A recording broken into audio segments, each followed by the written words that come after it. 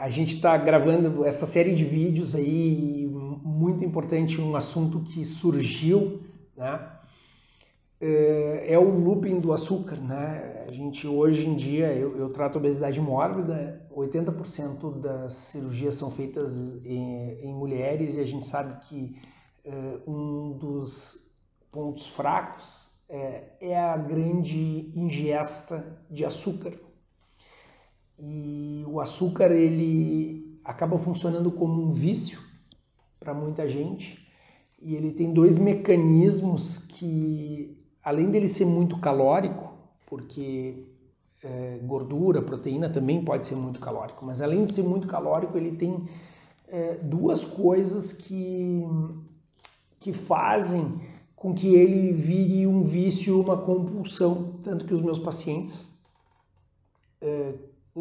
depois que interrompem esse ciclo do looping do açúcar, né, e a cirurgia às vezes é muito útil para isso, eu sempre procuro dizer foge do açúcar, porque esse vício pode voltar, né, é que nem aquele vício do álcool ou do cigarro que está há 10 anos lá numa caixinha escondido no cérebro. Se a pessoa provocar, ela vai voltar a fumar, ela vai voltar a beber, né?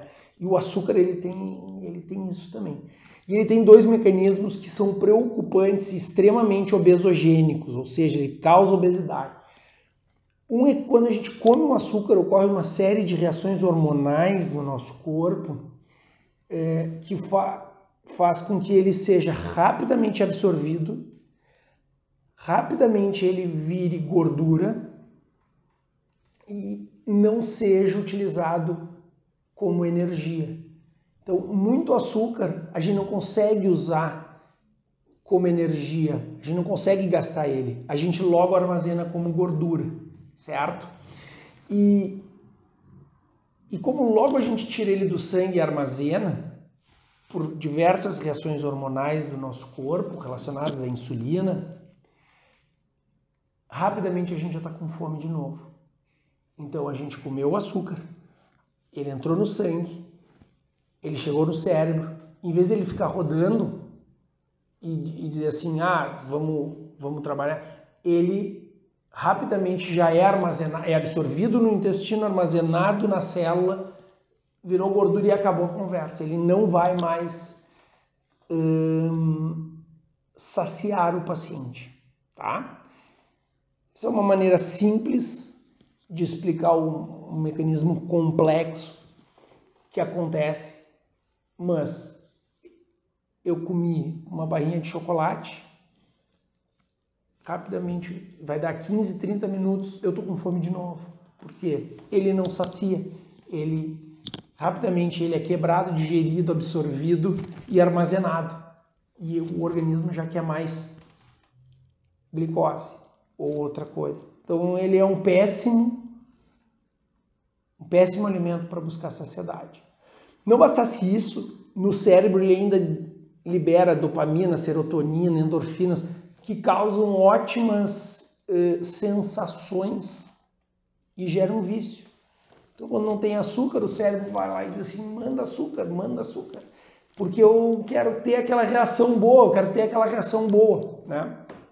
E acaba ficando difícil de controlar, porque tem uma questão hormonal e uma questão cerebral de vício mesmo, de vontade de sentir de novo aquilo que a gente sentiu quando comeu o açúcar, né? Por causa da liberação dessas substâncias.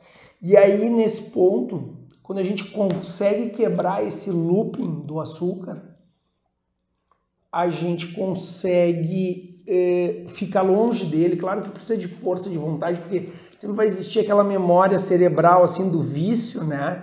Porque a memória hormonal, ela rapidamente a gente consegue quebrar com outros alimentos. Mas aquela memória cerebral assim do vício, como era bom ali eu, depois de comer um prato de arroz, feijão e carne, comer um docinho. E aí o cérebro tenta te pedir. E quanto mais distante a gente vai ficando do looping do açúcar, menos a gente quer o açúcar, né? Então, é muito importante entender esses mecanismos, que eu tento explicar de maneira simples e objetiva, para entender que a gente, uma vez longe do açúcar, não deve provocar o vício novamente. E devemos procurar alimentos bons no sentido de manutenção do nosso peso, certo? Um abraço.